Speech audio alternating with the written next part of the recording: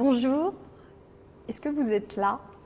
Alors en tout cas, moi je suis là. Alors je suis Florence Serment-Schreiber, je suis professeure de bonheur, j'ai écrit des livres sur la science du bonheur et je suis aussi passionnée de cuisine.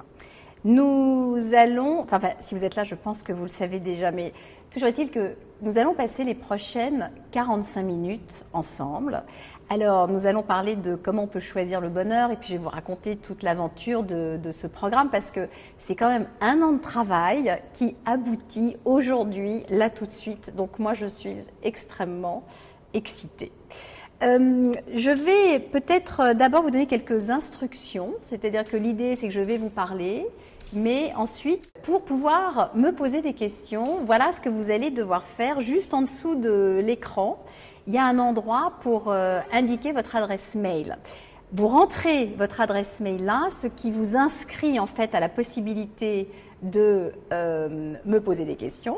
Vous allez recevoir un email, c'est assez classique comme système d'inscription. Vous recevez un email dans votre boîte, vous cliquez dessus, c'est validé et là vous pouvez venir me parler. Il y aura un petit pseudo à choisir. Tout ça n'est que de l'intendance, mais c'est très classique. Si jamais vous êtes connecté sur la page Facebook de Gaylord Ozer, vous pouvez aussi nous poser des questions. Voilà. Alors, justement, en organisant cette conférence, j'ai demandé déjà par l'intermédiaire de certains réseaux quelles pouvaient être les questions que vous vous posiez autour de ce thème. En fait, c'était important pour moi de savoir ce qui peut vous intéresser, puisque c'est quand même, nous sommes quand même là pour ça. Et une question qui est revenue plusieurs fois a été de savoir comment et pourquoi je m'étais intéressée à la psychologie positive. Alors en général, je raconte la version courte, c'est celle que j'ai déjà publiée dans mes livres, mais aujourd'hui, comme on a un peu de temps, je vais vous faire la version longue. La version longue commence en fait quand je suis partie après mon bac faire des études en Californie. J'étais partie à l'origine pour faire des études de cinéma. Je pensais que je voulais tourner des films, en tout cas c'est pour ça que je suis partie et que j'avais choisi la Californie. Et puis là-bas, il y a un mode de vie qui est un peu différent d'une autre. Et un jour, sur un immeuble devant lequel je suis passée, qui était près de mon université, j'ai lu un panneau qui disait « Marche sur le feu, venez transformer votre peur en pouvoir ». Alors je me suis dit « Mais qu'est-ce que c'est que ce truc-là » Et en effet, la proposition était de venir marcher sur un lit de braise, pieds nus, et évidemment de ne pas se brûler. Je m'inscris à ça et je passe la soirée et je réussis. C'est-à-dire que j'ai traversé un lit de braise chauffé à 1000 degrés, donc normalement la peau doit brûler et pourtant ma peau n'avait pas brûlé. Et d'ailleurs, aucune autre peau n'a brûlé, c'est-à-dire que tout le monde est passé, personne ne s'est brûlé. Et en fait, ce soir-là, j'ai compris quelque chose que je n'avais pas encore réalisé, qui était que l'être humain était perfectible. C'est-à-dire que, voilà exactement un exemple, alors celui-là est très puissant. Ce que j'ai ressenti de manière très très certaine, c'est que souvent, mes peurs sont des peurs qui viennent de l'intérieur. Et que ce n'est pas tant le danger qui existe, mais en l'occurrence, très souvent, nous nous empêchons de faire des choses parce que nous nous empêchons de faire des choses. Et ce que ça m'a inspiré, c'est de me dire, mais finalement, en apprenant un peu mieux comment on fonctionne, comment on se sent par rapport à certaines situations, comment on peut éventuellement activer son courage, ce soir-là, il s'agissait de ça, peut-être que la vie peut être un peu plus douce. J'étais à ce moment-là extrêmement jeune, je vous parle là d'une époque où Madonna était mariée avec Sean Penn. Je pense que certains d'entre vous ne se souviennent même pas qu'ils ont été mariés. Bref, 30 ans plus tard, nous y sommes aujourd'hui. Alors, entre-temps, qu'est-ce que j'ai fait? J'ai donc décidé, en fait, d'arrêter le cinéma et d'étudier la psychologie. Donc, c'est ce que j'ai fait. J'ai appris la psychologie, notamment la psychologie humaniste, qui s'occupe de nous vraiment comme un être humain entier. C'est-à-dire qu'il n'y a pas la tête d'un côté et le corps de l'autre, mais nous sommes une machine complète. Ce sont les études que j'ai faites. Et puis j'ai exercé différents métiers, notamment de la formation, où j'ai souvent appris ce que je savais. Et puis voilà, le temps passe, j'exerce différents métiers, je commence à faire un peu de télévision, il se passe différentes choses. Et puis un jour, badaboum, alors que je suis à ce moment-là responsable de développement durable dans une grosse entreprise, mon emploi me quitte. Et c'est à ce moment-là que, en fait, dans ces moments-là, foutu pour foutu, hein, on est un peu obligé de faire avec ce qu'on a. Et pendant que toutes ces années passaient, est arrivée la psychologie positive. C'est-à-dire que c'est une science donc, qui s'occupe et se préoccupe du meilleur de nous-mêmes. Comment s'épanouit-on? Comment pouvons-nous apprendre des comportements, des personnalités, même des organisations qui sont autour de nous pour savoir comment on peut se sentir mieux. Et en fait, à ce moment-là, il se trouve que mon cousin David Servan-Schreiber, que j'aimais tendrement, a été le premier à nous parler en France de cette psychologie positive. C'était quelques mois avant la disparition de cet emploi. Et j'ai donc choisi de retourner à l'école. Et je me suis formée à ce moment-là auprès d'un monsieur qui s'appelle Tal Ben-Shahar, qui était le professeur de bonheur de l'université de Harvard. Donc c'est lui qui avait conçu le premier cours de psychologie positive. Alors, en gros, quand ce cours a commencé, il s'est passé quelque chose de nouveau parce que c'était une matière universitaire, sauf que je me sentais déjà mieux, juste en faisant les exercices, en répondant aux questions que posaient les cours, en comprenant les concepts qu'enseignaient les cours, j'ai commencé à avoir de moins en moins peur de mon avenir, puisque, je vous rappelle, mon avenir, je ne savais absolument pas ce qu'il allait être. Et je me suis retrouvée, en fait, dans une situation qui est assez proche de celle que vous vivez aujourd'hui, parce que j'ai appris la psychologie positive dans un cours en ligne, puisque Tal Ben-Shahar, lui, était aux États-Unis, moi j'étais en France, et nous étions 500 à participer au même cours à ce moment-là. Alors voilà, à la suite de ça, ça a été le début de cette histoire de psychologie positive dans ma vie, puisque une fois le cours terminé, j'ai eu envie de tout essayer, absolument tout ce que j'avais appris dans ce cours, c'est-à-dire qu'il y a des choses que nous pouvons dire aux gens, il y a des choses que nous pouvons, des regards que nous pouvons poser sur les choses, il y a des choses que nous pouvons écrire, des journaux que nous pouvons tenir, enfin, il y a tout un tas d'activités, y compris physiques d'ailleurs, que nous pouvons pratiquer et qui vont nous aider à nous sentir mieux. Et j'ai raconté cette histoire-là dans un livre qui s'appelle « 3 kiffs par jour » et autres rituels recommandés par la science pour cultiver le bonheur. Toujours est-il que 3 kiffs par jour a eu beaucoup de succès et que à ce moment-là, j'ai compris que nous étions finalement tous presque pareils. Alors, pas pareils, mais que si nous avons quelques informations supplémentaires, nous pouvons les ajouter à notre pratique, à notre vie, à notre façon de faire, et la vie peut changer. Changer un tout petit peu, mais parfois changer d'angle un tout petit peu va suffire à nous permettre de choisir le bonheur. Mon métier est donc devenu ça, professeur de bonheur. Alors concrètement, qu'est-ce que ça veut dire? Ça veut dire que je donne des conférences, ça veut dire que j'anime des ateliers. Alors les ateliers peuvent être soit pour des gens qui à titre tout à fait individuel dans leur vie ont envie justement d'apprendre ça, ils viennent s'inscrire. Et puis je travaille aussi beaucoup avec les entreprises. Et un jour, on me demande de venir en Bourgogne, dans le Beaujolais, pour animer justement une journée entière sur la psychologie positive et le bonheur pour une société qui fabrique des différents types d'aliments, mais qui sont des aliments de santé et des aliments bio. Voilà, la journée se passe formidablement bien et puis je rentre chez moi à Paris, je continue ma vie. Et quelques mois plus tard, je reçois un coup de fil d'une jeune femme qui me dit, voilà, Florence, je travaille pour une marque qui s'appelle Gaylord Dozer. Et nous avons, au cours de la journée que nous avons passée ensemble, j'ai ressenti, vécu, compris des choses qui ont fait une différence dans ma vie. Et nous avons envie, nous, Gaylord Ozer, de contribuer au bonheur des gens. Comment peut-on faire ça? Nous savons faire des biscuits, nous savons faire des jus, nous savons faire des aliments, mais est-ce que vous pouvez nous aider à réfléchir à comment pouvons-nous contribuer justement à ce que ces connaissances-là soient un peu plus diffusées?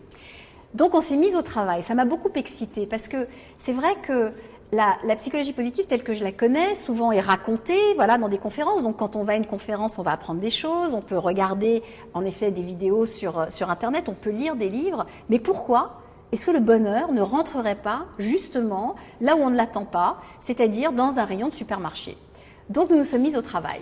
Et une des choses que nous avons imaginées, c'est justement lorsque vous allez désormais croiser un produit, ils sont jaunes, hein, un peu comme le jaune qui est derrière moi, vous pouvez pas les louper, on ne peut pas les louper dans les rayons. Si vous retournez la boîte, si vous retournez la bouteille, si vous retournez l'emballage, vous allez trouver un petit exercice de bonheur. Et c'était ma façon justement de permettre, juste en retournant une boîte, de se poser une question, d'avoir quelque chose à faire, d'avoir quelque chose à dire qui, déjà, sur le moment, nous permet de nous sentir mieux. Sauf que ça ne suffisait pas. Et que c'est évidemment une façon déjà d'être un peu présent, c'était plus un clin d'œil. Et en fait, nous avons eu envie de créer ce programme-là, Choisir le bonheur. Parce que l'idée de ce programme, c'est en fait pendant 3 mois, 3 mois c'est beaucoup de semaines, c'est beaucoup de jours, de non pas apprendre à être heureux, parce que c'est quelque chose qui est difficile à apprendre, mais travailler sur comment on peut être heureux. Parce que finalement, mon expérience est que en s'appliquant, en sachant où regarder, en sachant que faire, c'est un peu comme des exercices physiques en fait. Quand on sait quels sont les gestes qui vont nous faire du bien, c'est beaucoup plus facile de les faire. Parce qu'évidemment, quand on va commencer à investir du temps sur soi, sur une manière de vivre ou de faire autrement, on a évidemment envie que ça produise des résultats. Alors choisir le bonheur, c'est ça. C'est un programme qui va durer, pour ceux d'entre vous qui commencez avec nous aujourd'hui, tout l'été jusqu'à la rentrée. On a même pensé à la rentrée, à un certain nombre de choses qui vont vous permettre peut-être de l'apprivoiser un peu différemment cette année. Et c'est cette histoire-là que je vais vous raconter. Alors, une des questions qu'on m'a posées aussi, c'est est-ce que finalement ces méthodes peuvent s'appliquer à chacun d'entre nous? Est-ce qu'elles ne sont pas trop standardisées? Alors là-dessus, c'est tout à fait frappant quand on est sur le sujet du bonheur, c'est que c'est une expérience extraordinairement individuelle. C'est-à-dire que même si les propositions sont les mêmes pour chacun d'entre nous, aucune personne ne va réagir de la même façon. Quand une question se pose, vous allez vous la poser avec votre expérience, avec vos habitudes, avec votre personnalité, avec vos préférences. Et quand on parle de bonheur, en effet, c'est une science spéciale parce qu'on s'est rendu compte que finalement, ce qu'il y avait de plus individuel, ce que nous avions chacun de plus personnel, était finalement le plus universel. C'est-à-dire que la manière dont vous fonctionnez est celle qui va le mieux vous réussir. Et que quand je vais moi vous proposer des exercices, c'est à votre façon que vous allez le faire. Et puis surtout, il y a certains exercices, vous allez voir, alors j'appelle ça des exercices, mais je voudrais juste quand même vous rassurer, nous ne sommes pas dans une salle de classe, nous sommes dans un processus de découverte de soi, de découverte de certains concepts qui vont nous permettre de réagir, de vivre, de ressentir, enfin juste d'être plus conscient de ce qui nous arrive. Donc il y a des choses là-dedans qui vont vous plaire, et puis il y en a qui vont vous déplaire. Alors qu'est-ce qu'on fait? Nous ne sommes pas à l'école, vous n'êtes pas obligés de faire ce qui vous déplaît. C'est une des chercheuses en psychologie positive qui s'appelle Sonia Lyubomirsky, qui est une dame très très très savante dans le domaine de la psychologie et positive. Et elle raconte elle-même que, vous savez, moi j'ai une passion pour la gratitude, 3 kiffs par jour, ça parle de gratitude par exemple, on va en parler pendant le programme. Et elle dit, bon ben voilà, on m'a demandé, suggéré d'écrire des lettres de gratitude, mais je déteste écrire des lettres de gratitude. Donc elle a arrêté. Parce que, en fait, dans tout ce qui va vous être proposé, plus ça vous vient facilement, plus ça aura d'impact dans votre vie. En général, c'est l'inverse. On nous dit que si on fait beaucoup d'abdos et qu'on souffre beaucoup, c'est là où on sera le plus musclé. Alors, quand on s'entraîne au bonheur, on n'aura pas de courbature du tout, puisque vous allez surtout retenir et préférer ceux qui vous ressemblent le plus. Donc, si on part de là, ça n'est absolument pas standardisé, puisque c'est vraiment votre expérience, tout simplement, qui va vous permettre de répondre à cette question-là. Pour comprendre l'idée de ce programme, c'est vraiment de créer dans votre cerveau de nouvelles connexions. Quand on parle de bonheur, on ne parle pas nécessairement, et quasiment jamais d'ailleurs, de changer sa vie. On parle juste de modifier, d'accentuer et créer des nouvelles possibilités de lecture ou de comportement face à notre vie telle qu'elle est. Parce que c'est ça qui est intéressant. C'est pas de se dire je pars à Tombouctou et ce sera mieux là-bas. C'est de se dire là où je suis, avec les contraintes que j'ai, évidemment, comment ça peut être. Donc l'ambition, c'est ça. Hein. C'est quand même de créer dans votre cerveau des nouvelles ouvertures qui vont vous permettre voilà, de ressentir les choses un petit peu différemment. Je vous quand même au pays du bonheur, hein, il n'y a pas de baguette magique, donc ne venez pas me dire après oui mais je ne suis pas content, je pensais que ce serait beaucoup plus transformant que ça. Tout dépendra là aussi de l'énergie que vous allez y mettre. Et je sais qu'il y a des semaines où vous n'aurez pas envie, et je sais qu'il y a des semaines où ça vous fera immensément du bien. C'est le principe de grandir et de se construire en sachant à peu près où on va. Voilà, et puis vous savez, au bout du compte, peut-être au bout de ces 3 mois, ce que nous avons, et l'expérience que j'ai faite en tout cas, quand j'ai découvert cette psychologie positive, c'est qu'il y a une réelle satisfaction à savoir où on va finalement. Et que si je peux plus facilement me fixer des destinations, eh bien ce sera pour moi plus facile d'y parvenir, et puis c'est quand même plus sympa de savoir ce qu'on cherche vraiment. Donc pendant ces 3 mois, on va se préoccuper justement peut-être de ce que vous cherchez réellement. Alors, on m'a demandé aussi si je pensais qu'il était nécessaire d'avoir un entourage qui nous soutient pour atteindre le bonheur. Alors, évidemment, ça ne fait pas de mal d'avoir des gens qui nous soutiennent, sauf que qui est capable ici de nous dire « alors oui, moi oui, j'ai un environnement qui me soutient à 100%. » Ça n'existe pas. La réalité de la vie, c'est que voilà, il y a des gens, alors nous avons la chance, pour certains d'entre nous, d'avoir dans nos vies, et tout le monde a la chance d'avoir dans sa vie des gens qui sont capables de les soutenir ou de nous soutenir. Mais si on regarde bien l'univers autour de nous, c'est quand même, voilà, c'est pas toujours facile, et les gens sont pas toujours bienveillants, voire même parfois un peu hostiles, mais ça n'est pas grave, puisque toujours dans cette démarche, l'idée et l'intérêt, c'est quoi? C'est de faire avec ce qu'il y a. Et puis en plus de ça, une des choses sur lesquelles nous allons travailler quand même ensemble, c'est de bien comprendre que vous avez la main.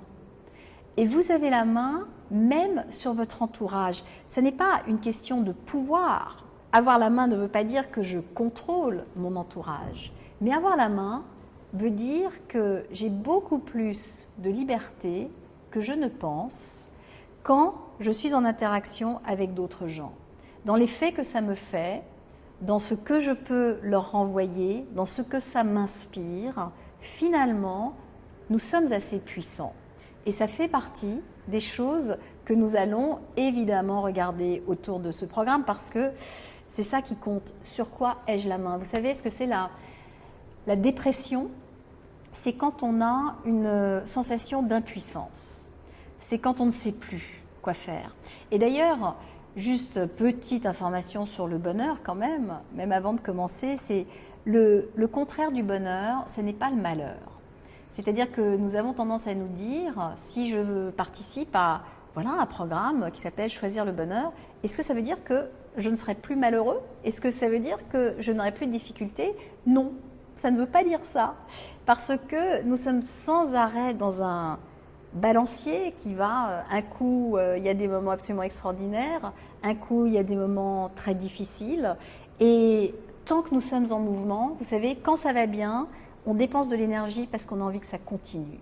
Quand ça va mal, on dépense de l'énergie parce qu'on a besoin que ça s'arrête. Et en fait, l'endroit qui peut être le contraire du malheur, c'est l'apathie. C'est quand on est à l'arrêt. Et donc, justement, c'est ce qu'on va travailler. C'est-à-dire, si je suis en mesure d'avoir des choses, de tenir les rênes d'un certain nombre de choses dans ma vie, je me sens plus puissant. Et c'est donc tout le contraire de la dépression. Alors, on n'est pas du tout ici pour parler de dépression, puisque la psychologie positive, elle, s'intéresse non pas tant aux réparations. Alors, nous en avons tous besoin, de certaines réparations, ça je ne dis pas, et moi y compris. Mais là, il s'agit d'épanouissement. Comment est-ce que je me dilate? Comment est-ce que j'occupe la place qui est la mienne? Je ne prends pas beaucoup de place sur cette planète. Alors, puisque je ne prends pas beaucoup de place, comment est-ce que je peux occuper cette place-là au maximum? C'est quand même ça la réflexion et l'intérêt de tout ça. Il y a des portes, en fait, à pousser pour s'épanouir. Vous savez, il y a des portes derrière lesquelles on doit aller regarder. Alors, parfois, c'est des habitudes différentes, ou parfois, c'est regarder des comportements que l'on a pour voir si vraiment ils nous rendent service. Et est-ce qu'il n'y a pas des choses qu'on peut peut-être mettre un peu de côté? Puis, en allant regarder comme ça, en poussant des portes, et c'est ce qu'on va faire ensemble, hein, parce que quand je dis créer de nouveaux réseaux dans votre cerveau, c'est ça, c'est en fait de vous entraîner vers des choses que peut-être vous n'avez encore jamais faites. Et parce que vous ne les avez jamais faites, quand vous y serez, ce sera l'occasion de vous dire, bah tiens, ça me plaît ou ça ne me plaît pas. Ce sera vraiment à vous de décider. La question qu'on m'a posée, c'est est-ce qu'on peut s'épanouir même si notre environnement est compliqué? Je vais même retourner les choses. C'est qu'il y a une façon de s'épanouir qui est de savoir de se réjouir pour la bonne fortune des autres. Parce que là aussi, quelle est la partie sur laquelle je suis moi active? Ce que les gens me font, ils me le font. Mais qu'est-ce que je leur fais? Et comment est-ce que moi, j'interagis avec eux et je réagis à qui ils sont? Ça fait partie des choses que nous allons évidemment explorer. Une autre question qu'on m'a posée, alors là je pense que vraiment nous sommes absolument tous dans le même cas, a été de me demander mais comment faites-vous pour rebondir lorsque vous vivez des coups durs dans votre vie? Je vais commencer par une réponse un peu de Normand. Je fais du mieux que je peux. Et je fais du mieux que je peux, ça veut dire que vraiment je fais du mieux que je peux. C'est-à-dire que nous avons tous une capacité de résilience et de redémarrage. Nous l'avons tous. La seule chose, c'est que ça va nous demander un peu de travail, enfin même beaucoup parfois. Et dans mon cas, en tout cas, puisque la question m'est posée, quand je vis des choses difficiles, j'en ai vécu, j'en vivrai encore, et quand je vis des choses difficiles, j'ai en fait besoin de travailler sur ma confiance et sur mon optimisme. Je ne suis pas arrivée sur cette planète très optimiste, ni confiante d'ailleurs. Et c'est probablement pour ça que la psychologie positive me plaît autant. C'est parce que ça me demande du travail, de me dire que l'histoire va bien se terminer. Ça me demande de regarder mes difficultés en me disant qu'elles vont s'arrêter, que ça ne va durer qu'un temps, parce que sinon je panique et je ne suis pas en mesure de me remettre en route. Et alors finalement, une autre chose qui est très utile pour savoir ce que l'on peut faire dans ces cas-là, quand on atteint un grand âge comme le mien, l'avantage que j'ai, c'est que j'en ai vécu plusieurs, des coups durs, et que quand je me retourne pour regarder comment je m'en suis sortie, je commence à comprendre comment je fais. Et une des choses dont je me suis rendu compte, c'est qu'à chaque fois que j'ai pu sortir vraiment du moment le pire, vous savez, c'est ce qu'on appelle, quand on a la sensation de toucher le fond, c'est quand j'ai pris la peine l'image que j'ai, c'est de monter sur un escabeau. C'est-à-dire de regarder la même réalité d'un peu plus haut. Et en la regardant d'un peu plus haut, tout à coup, je l'ai vue différemment. Et tout à coup, j'ai vu, ou progressivement, j'ai vu que je pouvais faire autre chose. Et une des choses qui m'a souvent sauvée, en tout cas sur le plan professionnel par exemple, c'est de retourner apprendre des choses. C'est-à-dire de retourner, mais carrément à l'école. Je l'ai fait plusieurs fois dans ma vie, mais aujourd'hui l'école est partout. Là, nous sommes à l'école, mine de rien. Ça n'a pas l'air comme ça, mais ne serait-ce que là, vous êtes en train d'apprendre quelque chose. Juste ça, ça m'aide, paf, à changer le regard et à décaler le miroir un tout petit peu. Et mine de rien, c'est ça qui me permet d'avancer et de voir autrement. Plus on se connaît, mieux on se connaît, plus on a les clés pour se sortir de ces situations-là. Et plus on est capable de regarder ce qui s'est passé derrière et de l'analyser, c'est ça la résilience. C'est d'être capable un jour de se dire, voilà ce que j'ai vécu, voilà comment je me sens aujourd'hui, et bien de ça, j'apprends et j'avance. Et en fait, l'optimisme, c'est ça. C'est de savoir regarder même le pire et de se dire, de ça, voilà ce que j'ai appris. Et j'avance. Et quand on est pessimiste, naturellement, comme je le suis moi, eh bien on a tendance à vouloir rester dans le « mais non, mais c'est dur et je ne sais pas ce que j'ai appris ». Eh bien, la capacité d'adaptation, c'est quelque chose qui va nous aider. Et vous savez, il y a des chercheurs qui travaillent évidemment là-dessus. Est-ce qu'on se remet? Comment on se remet? Et ce sont des recherches qui sont en fait assez terrifiantes, mais on demande aux gens quelles sont vos plus grosses peurs. Et dans nos plus grosses peurs, il y en a une qui revient. C'est universel, qui est la peur de perdre des fonctions physiques. C'est-à-dire que nous avons peur d'un accident grave, nous avons peur de la paralysie, nous avons peur de ne plus pouvoir nous servir de nos membres, de ne plus pouvoir nous servir de nos facultés. Alors les chercheurs qui sont très objectifs disent, bon ben, très bien, allons voir. Et en fait, ils sont allés interroger des gens qui ont vécu des drames de la sorte, c'est-à-dire qui ont eu des accidents, qui se sont retrouvés avec des fonctions physiques diminuées. Et ce dont ils se sont rendus compte, c'est que 3 mois en moyenne, 3 mois après leur accident, ils avaient retrouvé le niveau de bonheur qu'ils avaient avant leur accident. Pourquoi je vous raconte ça ?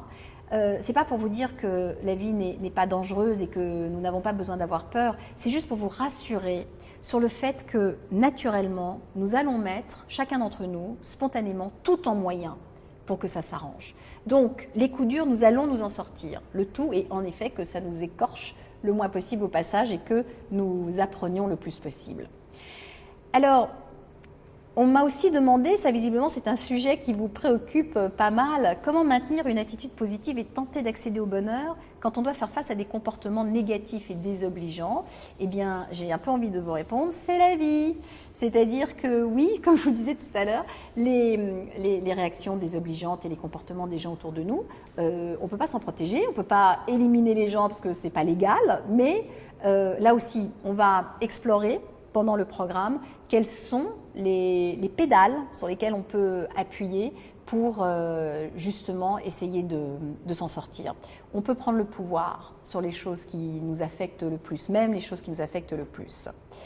Alors ensuite, c'est une très bonne question, enfin toutes sont de très bonnes questions, je précise, mais on m'a demandé s'il était nécessaire d'avoir une base de vie confortable pour que mon programme de bonheur puisse être atteint pleinement. Alors, bon, j'adore cette question, parce qu'elle me rappelle la première question que nous a posée Tal Ben-Shahar. Donc, c'était mon professeur, je vous rappelle, donc j'étais derrière mon écran comme vous. Et alors, la première question qu'il nous pose, c'est que vous faudrait-il pour atteindre pleinement votre potentiel et la vie que vous avez envie de vivre ? Alors moi, j'ai commencé à faire ma liste et j'ai commencé par gagner au loto. Bon, voilà, en me disant, on ne sait jamais, ça c'est sûr, ça peut arranger les choses. Et à quel point j'étais à côté de la plaque, on va le découvrir ensemble, mais vous savez déjà, ce qu'il faut se dire, c'est que on n'est pas heureux ou pas heureux. Je ne sais pas si vous comprenez, c'est-à-dire qu'on ne peut pas se dire, je suis heureux, et si je suis heureux, c'est pour toujours, c'est pour tout le temps. Et si je suis le programme Choisir le bonheur, je vais être heureuse tout le temps. Ça n'existe pas, puisqu'il y a toujours des variations, ça n'est pas une bonne fois pour toutes. Mais l'idée, au contraire, c'est justement de faire grossir un peu le côté de nous qui sait être heureux, pour lorsque celui qui est malheureux vient nous pousser dans le coin, hop, on peut le repousser petit à petit. Les conditions extérieures, nous allons en parler. Le confort, nous allons en parler. Ce qu'il y a autour de nous, notre entourage, nous allons en parler. Quel est l'impact de tout ça ? Évidemment, tout ça a un impact, mais ça n'est pas nécessairement celui que vous imaginez. Parce qu'il y a comme ça des dictons qui ont la vie dure, vous savez, qui disent, bon ben voilà, la santé c'est le bonheur, il faut être riche pour être heureux, on sera plus heureux quand il y aura du soleil. Alors dans tout ça, en fait, il n'y a pas grand-chose de vrai. Et c'est ce que je vais vous raconter, mais je vais vous expliquer quelles sont surtout les études qui l'ont démontré. C'est pas juste mon point de vue, c'est qu'il y a un certain nombre de choses qui ont quand même été tout à fait démontrées de ce côté-là, qui sont très rassurantes pour l'ensemble d'entre nous. Alors, peut-être il est temps de vous parler du programme. Qu'est-ce qu'on va faire pendant 3 mois? Déjà, sur la forme, donc, une fois que vous êtes inscrit, mais là, déjà, si vous êtes inscrit pour regarder cette conférence, vous allez recevoir ce programme tout à fait régulièrement. Chaque semaine, on va vous dire, voilà, votre nouvel exercice est prêt. Alors, un exercice, qu'est-ce que c'est? Soit c'est une vidéo voilà, comme ce que vous vivez aujourd'hui, où je vous raconte des choses, où je vous les explique et je vous donne quelques instructions. Soit en effet, ce sont des instructions que vous allez recevoir par écrit, et à ce moment-là, des choses à appliquer. Et puis enfin, il y a des rituels. C'est-à-dire qu'une des choses, quand on veut créer de nouvelles habitudes dans son cerveau, on peut y aller soit à la volonté, en se disant, voilà, je me mets au sport, maintenant j'y vais 3 fois par semaine. Bon, alors ça ne marche pas toujours. Soit on peut y aller vraiment en ritualisant, c'est-à-dire en se disant, je vais aller faire du sport tous les mardis à 8h du matin. Et on s'aperçoit que c'est beaucoup plus facile de créer une nouvelle habitude et une nouvelle habitude positive. Une nouvelle habitude positive surtout, c'est ça qui compte. Donc, vous avez 2 façons de travailler pendant ce programme. Soit vous faites ça tout seul, dans votre... alors on va vous recommander, enfin je vais vous recommander d'avoir un petit carnet quand même, dans lequel vous allez noter toutes vos découvertes, toutes vos explorations, tout ce que vous avez ressenti, parce que c'est comme ça qu'on progresse, c'est quand même, je vous l'avais dit, c'est un peu du travail. Et puis, il y a aussi et surtout, et alors je vous incite, mais vivement, à en profiter, à ne pas rester tout seul dans votre coin. C'est-à-dire que nous avons créé donc un groupe sur le site où souvent je vais vous proposer de venir nous raconter. De venir raconter ce que vous avez vécu, ce que vous avez trouvé, ce que vous avez vu, mais ce sont des questions toujours assez simples et précises, donc vous saurez quoi nous raconter. Lorsque j'ai été moi-même dans ce cours de psychologie positive de l'université de Harvard, eh bien, nous étions 500 inscrits. Et moi, j'ai plutôt tendance sur les sites internet à pas trop participer. Voilà, c'est pas mon truc.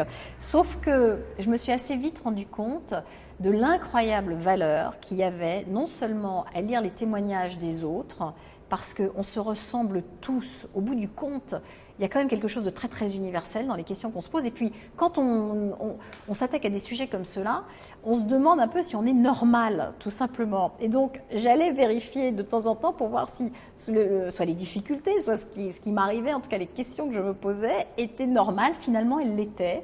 Et puis, petit à petit, j'ai commencé moi-même à participer et à dire des choses, et j'ai fini par me faire une copine qui habitait elle aussi à Paris et qui suivait le même programme. On s'est rencontrés, on s'est revus, et quand on parle de bonheur, les interactions sociales font tellement partie de ce qui va enrichir notre vie qu'on ne pouvait pas passer à côté de ça. Et on ne pouvait pas ne pas vous proposer de vous réunir et surtout de venir vous soutenir, dire des choses. Alors, je connais certaines d'entre vous, je sais que vous êtes déjà habitués à fonctionner comme ça, donc s'il vous plaît, entraînez les autres, incitez-les à venir nous rejoindre. Qui sait, vous allez peut-être aussi vous rencontrer dans la vie en vrai. Alors, on commence par quoi ? On commence déjà par comment marche le bonheur. Ça, ce sera la première leçon. Ça, ce sera, si vous commencez tout de suite, ça sera dès mardi prochain. Parce que justement, toutes ces idées reçues sur le bonheur, il est temps un peu d'aller les explorer, de comprendre ce qui dépend en réalité de nous. Parce que c'est ça qui va compter, c'est ce qui dépend de moi. Je ne vais pas changer l'état de la France, je ne vais pas changer la météo, mais je peux peut-être adapter la façon dont je vais naviguer à la fois par rapport à la météo, par rapport aux gens autour de moi, par rapport à mes contraintes, par rapport à mon boulot, par rapport à mes obligations, par rapport à tout ça. Donc c'est ce qu'on va regarder. Et puis dès la 2e semaine, je commence la préparation du cerveau. Alors, n'ayez pas peur de ça, hein, c'est vraiment tout ça, ce sont des choses qui sont simplement de l'ordre du comportement et du plaisir de faire. Mais il faut comprendre que nous sommes équipés de capteurs. C'est-à-dire que les informations arrivent de partout. Il y a des choses qu'on entend, tout à l'heure vous n'entendiez pas, il vous manquait ce capteur-là, mais il y a des choses qu'on entend, il y a des choses qu'on voit, il y a des choses qu'on sent, et plus mes capteurs sont ouverts, plus je vais ressentir de choses. Je vous raconte une histoire quand même qui m'a frappée. Hier, en m'habillant, j'hésitais entre 2 paires de chaussures. Eh bien, je ne sais pas ce qui m'a pris, mais devant la glace, je me suis dit, et si je gardais, si je ne choisissais pas, tiens, aujourd'hui, je ne vais pas choisir, je vais juste mettre mes 2 chaussures. Et donc, je suis quand même allée vérifier auprès de mon fils si c'était acceptable comme comportement. Il a 16 ans, vous imaginez sa réponse. Toujours est-il, je suis sortie avec mes chaussures différentes et ça se voyait qu'elles étaient différentes. Ce n'était pas juste une différence de tonalité, il y en avait une rayée, l'autre avec des arcs-en-ciel, enfin, ça se voyait. J'habite à Paris. Et donc j'étais dans la rue, j'ai vécu ma journée normalement, j'ai pris le métro, j'ai marché, j'avais des rendez-vous de boulot aussi avec mes 2 chaussures. Eh bien, combien de personnes m'en ont parlé sur toute une journée? Et croyez-moi, on en voit du monde, j'en vois du monde en une journée. Il y en a 2 qui m'ont fait une réflexion. C'est-à-dire qui m'ont dit quelque chose, alors soit elles ont trouvé ça chouette, les 2 ont trouvé ça chouette. Mais dans la rue, j'ai croisé des gens dont rien dans le visage n'a bougé, alors que ça pouvait les faire marrer, ça pouvait les consterner, ça pouvait les inquiéter, mais quelque chose. Et pourquoi c'est important de se réveiller, pas pour voir quelqu'un qui a des chaussures différentes, mais parce que finalement, nous pouvons traverser nos vies en ne voyant absolument rien. Et que quand on commence précisément à affiner ces capteurs, évidemment c'est plus pétillant, évidemment c'est plus chaud, évidemment c'est plus connecté avec les autres. Donc c'est ça qu'on fait. Dès le début du programme, il y a plein de moyens qui existent pour le faire et croyez-moi, on va le faire. Alors justement, quand on parle de ressentir et des saveurs, il y a aussi des questions de goût. Une des questions qui m'a été posée, c'est de dire quel est le lien en fait? Est-ce qu'il y a un lien entre l'alimentation et le bonheur? Alors pour moi, c'est à peu près évident. Évident. C'est tellement évident que je vais vous faire une confidence. Je veux dire, ce que nous choisissons, l'alimentation, c'est notre carburant, notre véhicule et notre corps. Évidemment, il y a un lien entre ce que nous mangeons, comment nous le mangeons, et l'état de notre cerveau, l'état de nos émotions. La nourriture a aussi quelque chose de très émotionnel. Et je pars à la fin de la semaine de rejoindre le fameux Tal Ben-Shahar, mon professeur de psychologie. Pourquoi? Pour devenir son professeur de cuisine. Parce que même Tal a compris, lorsque je lui ai expliqué, le lien absolument incroyable qu'il y avait entre le fait de cuisiner, le fait de choisir ce que nous mangeons, d'avoir des aliments qui vont nous faire du bien et le fait d'être plus heureux. Ça, c'est une prochaine étape. Mais revenons à notre programme. On va, je vous l'ai dit, parler des autres. Nous ne vivons pas seuls. Comment fait-on pour naviguer au sein de ce qu'est notre environnement avec ses qualités, pour les reconnaître, avec ses contraintes, pour voir comment on peut y faire face. Vous savez, quelquefois, les gens disent, mais voilà, toutes ces questions autour du bonheur, est-ce que c'est pas égoïste ? Est-ce que, voilà, est-ce que ça ne consiste pas juste à penser à sa pomme?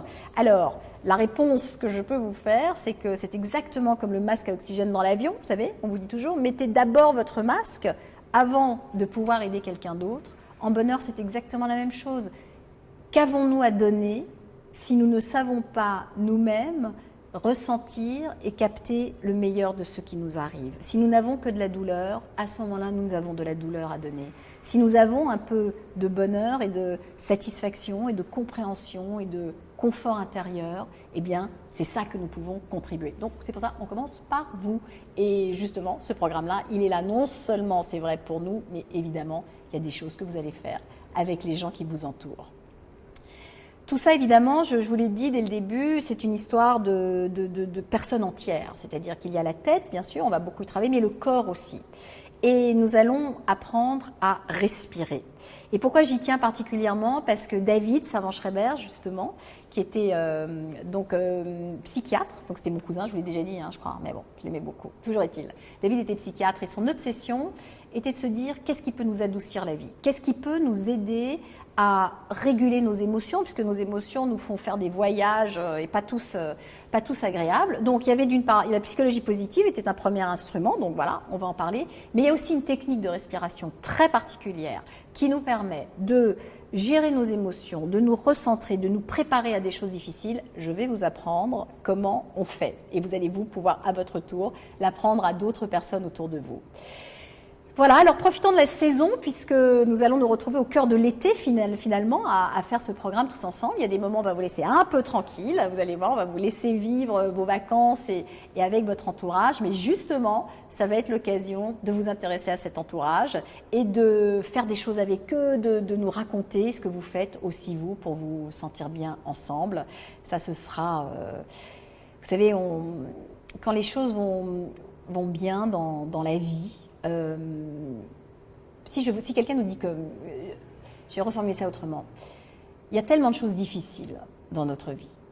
Par exemple, si quelqu'un nous dit « je t'aime », eh bien, en général, on a besoin qu'on nous le dise plusieurs fois avant de le croire. Et même si on nous l'a dit, on a quand même besoin de venir vérifier si c'est toujours vrai. Alors que si quelqu'un nous dit « je ne t'aime pas », on le croit immédiatement et pour toujours.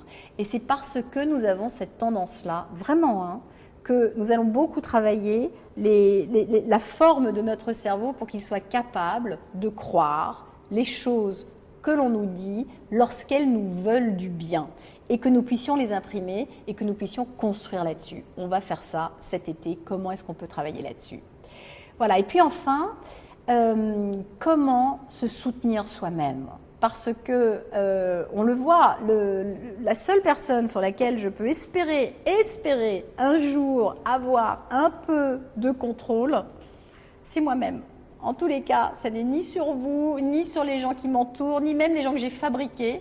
C'est absolument impossible. Donc, comment est-ce que je prends soin de moi? Finalement, la personne avec laquelle nous passons le plus de temps et nous traînons le plus, c'est nous-mêmes. Donc, on va faire ça. Comment est-ce qu'on prend soin de soi? Comment est-ce qu'on se parle déjà? Comment vous parlez-vous quand vous vous parlez? On va voir. Et puis du coup, on va réfléchir aussi à la manière dont on parle aux autres. Bon voilà, et puis quand même, le plaisir dans tout ça, on va en parler parce qu'on parle, mais il s'agit quand même dans tout ce programme, et c'est ambitieux, mais c'est de prendre du plaisir à être qui on est, de s'habituer au fait de prendre sa place, de s'habituer à la personne que nous sommes, de la trouver sympathique, d'avoir envie de lui faire des choses qui sont un peu différentes, qui vont lui faire du bien, qui vont nous faire du bien et qui vont nous permettre, à la sortie, de nous dire la vie reste ce qu'elle est, mais finalement, c'est celle-là dont j'ai envie. Voilà. Et puis quand ce sera terminé, en fait, il y en aura encore. C'est-à-dire qu'au bout des 3 mois, je ne vais pas vous laisser comme ça dans la nature. Et vous allez voir qu'à ce moment-là, c'est vous qui allez prendre des décisions, peut-être des engagements, en tout cas faire des choix qui vous iront bien, évidemment, pour vous impliquer un peu dans ce processus-là. Alors, il me reste à vous dire 2 choses. D'abord que je regrette de ne pas vous voir individuellement parce que j'adorerais savoir qui est derrière cet écran. Et puis, juste vous réexpliquer la procédure d'inscription et ensuite, je vais répondre à vos questions, bien sûr. Procédure d'inscription, vous rentrez votre adresse mail et à partir du moment où vous avez rentré votre adresse mail, vous recevez un email de confirmation que vous activez. Une fois qu'il est activé, vous choisissez un pseudo, vous vous enregistrez et c'est fait. À partir de là, vous recevrez donc des emails qui vont vous dire qu'une nouvelle leçon, appelons-la comme on veut, un nouveau rendez-vous entre nous est arrivé. Et à votre rythme, quand vous le pouvez, quand vous en avez le temps, quand vous en avez l'envie, vous vous connectez et vous venez voir de quoi il s'agit ce jour-là. Et puis, on se retrouve évidemment sur le groupe qui a été constitué, puisque c'est là qu'on va se donner des tuyaux, se retrouver pour se parler. Et je fais le programme en même temps que vous. Alors maintenant, si je regarde quelles sont les questions que vous posez, est-ce qu'on peut suivre, Miss Steph demande si on peut suivre le programme en couple pour être plus heureux. Évidemment, c'est une très bonne idée même. Il y a des questions qui seront... les questions sont individuelles, mais si c'est ça votre mode de fonctionnement, évidemment. Alors, ça n'est pas un programme particulièrement sur l'amour, mais imaginez, mieux on se connaît. Vous savez, c'est ce que dit Tal Ben-Shahar. Il dit, en gros, quand on est dans une relation amoureuse, l'idée est non pas d'être comme il faut, mais l'idée est de se faire connaître. Et mieux je me connais, plus je peux me faire connaître par l'autre. Donc ça, évidemment, c'est une très bonne idée. Alors ensuite, on me dit, mais Florence, comment fait-on pour être heureux alors qu'on a tout pour l'être? Faut-il passer par l'aide d'un psychologue? Merci Milly pour cette question, parce que la psychologie positive n'a pas réponse à tout. Juste pour vous rappeler ce que c'est, en gros, il y a une quinzaine d'années maintenant, puisque c'était en l'an 2000, il y a un chercheur qui s'appelle Martin Seligman, qui était à la tête de l'Association de psychologie américaine. Et Seligman s'est dit, donc c'est un chercheur, il travaille dans des laboratoires universitaires, et Seligman s'est dit, est-ce qu'on peut réfléchir à une psychologie préventive? C'est-à-dire, est-ce qu'il y a des choses que nous pouvons pratiquer qui vont nous permettre de pouvoir mieux naviguer dans notre vie, et le jour où il se passe quelque chose de vraiment compliqué, de soit mieux réagir, bon, là on réagit comme on peut, mais surtout finalement peut-être de mieux nous remettre par la suite. Et c'est à ce moment-là qu'il s'est rendu compte que en psychologie, dans la recherche, depuis que la recherche existait, 90% de tout ce qui était entrepris comme étude et publié parlait de ce qui n'allait pas. Donc parlait en effet de dépression, parlait des maux de l'âme, de la difficulté à être, et que seulement 10% parlaient d'épanouissement, parlaient de créativité, d'attachement par exemple. Et Seligman a dit, en fait c'est intéressant, la psychologie a besoin d'un univers de recherche qui nous raconte comment nous nous épanouissons. Donc la psychologie positive, ça s'appelle comme ça, est la petite sœur de la psychologie. Et ça ne veut absolument pas dire, ça n'est pas parce qu'elle existe que nous n'avons plus besoin de réparation. Et parfois, en effet, nous savons que nous avons tout pour être heureux. Alors, on va voir ce que c'est, tout pour être heureux pendant le programme. Ça n'est peut-être pas ce que vous imaginez, tout pour être heureux. Et pourtant, il manque un peu de saveur, il manque une envie, il manque un élan. Est-ce que c'est ce à quoi vous pensez? C'est quelque chose que je connais moi-même. Eh bien, peut-être, parfois, oui, il faut aller voir quelqu'un dont c'est le métier, car cette psychologie traditionnelle a quand même le mérite, absolument, de nous aider, lorsque nous en avons besoin, à démarrer, à redémarrer ou à nous réparer. Beaucoup de gens en ont peur, mais si on a mal au pied, qu'est-ce qu'on fait? Est-ce qu'on reste avec son mal au pied? Non, on va se faire soigner. Si on a mal à l'âme, qu'est-ce qu'on fait? On reste avec son mal à l'âme? Souvent oui, parce qu'on n'ose pas se faire soigner, parce qu'on n'a pas envie d'appartenir à la catégorie des gens qui vont voir un psy. C'est une technique vraiment de guérison absolument comme une autre, et nous méritons chacun d'être dans le meilleur état possible. Pourquoi? Pour pouvoir vivre notre vie, pour qu'elle soit plaisante, pour nous aider à réparer des choses, on a absolument tous traversé. Donc parfois oui, on va se faire aider, et puis en attendant, on peut justement commencer à jouer avec ces outils de la psychologie positive qui peut-être peuvent nous ouvrir des portes, mais qui en aucun cas ne sont destinés à guérir de quoi que ce soit. C'est vraiment pour rendre la vie plus large et se rendre plus à sa place. Alors ensuite, on me demande, est-ce que le bonheur se travaille? Ok, ça c'est Sophie qui nous dit ça. Mais peut-il devenir une habitude ou mieux une attitude naturelle? Peut-on être heureux sans avoir à y penser? J'ai presque envie de vous répondre à l'envers. Quel dommage si on n'y pense plus. Alors, d'abord, oui, il y a des moments où plus nous pratiquons, plus nous allons être en mesure de générer ce qui va nous permettre d'être heureux. Parce que finalement, il y a là aussi une grosse partie de possibilités que nous pouvons créer pour nous-mêmes, qui vont nous mettre dans des situations où nous allons nous sentir mieux. Donc ça, c'est extrêmement important.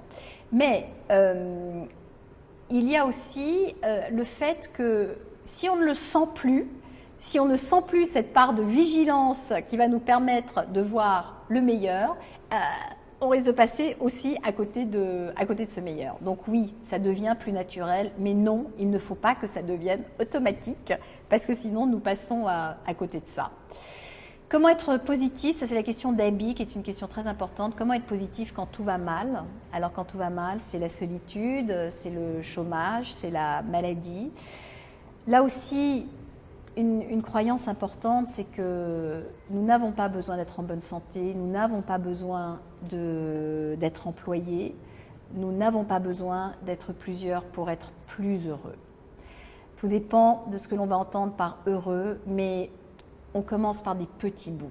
C'est-à-dire que oui, il y a des moments où la vie est extrêmement compliquée, extrêmement difficile. On n'a absolument pas le cœur à parler de tous ces sujets-là. Et pourtant, petit bout par petit bout. C'est ce que l'on a observé, vraiment en commençant tout petit, en commençant à percevoir comme ça l'herbe qui repousse petit à petit, on peut commencer à enclencher une spirale qui est plus positive. Donc, on peut le faire. Et si cette question-là est réelle et cette situation-là est réelle pour vous aujourd'hui, je vous inciterai justement à venir voir ce que sont ces questions qui font que on va même dans une situation extrêmement sombre pouvoir avoir le courage de faire un tout petit peu autrement parce que finalement, c'est ça qui va nous faire un peu plus de bien. Alors, comment rester positif face à des personnes qui nous tirent vers le bas? Décidément, c'est une obsession, hein, mais je vous dis ça parce que nous sommes nombreux à le trouver. C'est vrai que, je vous en ai parlé tout à l'heure, mais évidemment, notre entourage a un impact sur nous. Ça fait partie des choses dont nous allons parler pendant le programme. On peut le faire. Rester positif parfois, c'est évidemment peut-être parfois modifier la nature des relations que l'on a avec ces personnes-là, mais surtout c'est de voir aussi comment on peut les percevoir à notre tour autrement. Juste souvenez-vous peut-être, ça c'est quelque chose qui, en attendant le cours, moi m'aide beaucoup, c'est que finalement, nous ne savons jamais contre quoi les gens se battent. Et les gens que nous qualifions de négatifs ou qui nous tirent vers le bas sont en général des gens qui sont eux-mêmes en souffrance. Et le tout est d'arriver à détricoter leur souffrance de la nôtre pour être capable de comprendre chez eux ce qui les incite à nous tirer vers le bas. Et en général, ça n'a rien à voir avec nous. Ça a beaucoup à voir avec eux. Voilà une des façons, juste pour vous montrer à quel point nous pouvons avoir quand même du pouvoir, même sur ces situations-là, quand on se souvient en croisant les gens qu'on ne sait pas contre quoi ils se battent, on ne sait pas quelles sont les difficultés qu'ils vivent, et quand il y a des gens que nous connaissons, là peut-être nous le savons, c'est important de nous considérer les uns les autres dans cet ensemble, y compris avec ce qui est difficile dans la vie. Voilà. Alors ça c'est gentil parce que Mel dit en plus de moi-même, qui puis-je remercier de ce super programme qui s'offre à moi? Alors qui pouvons-nous remercier? C'est toute une équipe en fait qui a permis de construire ce programme-là.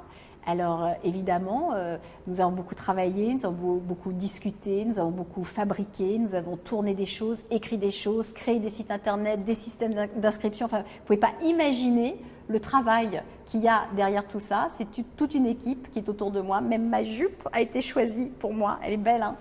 Toujours est-il que nous avons eu l'occasion, et probablement c'est pour ça que c'est une vraie joie aujourd'hui de vous présenter ce programme, nous-mêmes, de vivre une aventure assez étonnante. Parce qu'on s'est lancé dans quelque chose que nous ne savions pas faire, et nous avons appris à le faire, nous avons appris à le faire ensemble, dans une humeur qui, du début jusqu'à aujourd'hui, a été absolument formidable. Vous me dites merci, mais moi je vous dis merci, et puis je dis merci aussi à ces gens qui m'entourent et qui sont là, parce qu'on a déjà, nous, eu l'occasion d'appliquer ensemble tout ce que nous allons maintenant découvrir les uns avec les autres. Évidemment, Tout à l'heure, la question était de se dire, est-ce que c'est quelque chose qu'on peut faire en couple? C'est en tous les cas quelque chose que l'on peut faire avec des gens qu'on aime. Et lorsque j'anime des ateliers de bonheur en ville, c'est-à-dire où les gens viennent s'inscrire, je m'arrange toujours pour qu'on puisse venir avec une copine, avec un copain, avec son fiancé, avec son cousin, parce que quand on fait ce genre de travail à plusieurs, on le partage, c'est beaucoup plus facile et on s'éclate ensemble. Alors merci pour le temps que vous avez passé avec moi aujourd'hui. Vous pouvez revoir cette vidéo, il y aura du son, donc vous aurez même la possibilité d'entendre le début. Et puis, dès mardi, on commence, on se lance, on choisit le bonheur. Je vous embrasse. À bientôt, à mardi.